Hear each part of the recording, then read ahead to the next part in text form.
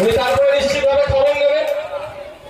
আর ভালো করে জানেন বিধানসভার মধ্যে বিধানসভার বাইরে নওশাদ সিদ্দিকী যেটা বলে সব কথা বলে না।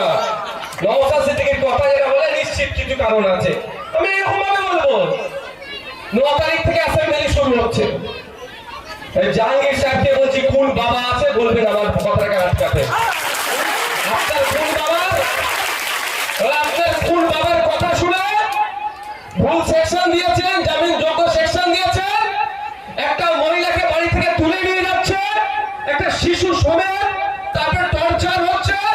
আপনি মনে করছেন কি পার পেয়ে যাবেন?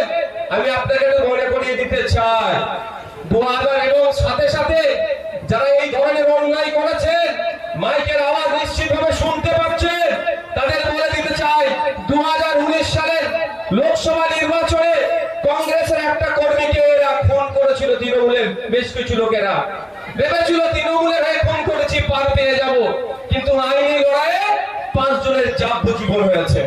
এটা মাথায় রাখবেন।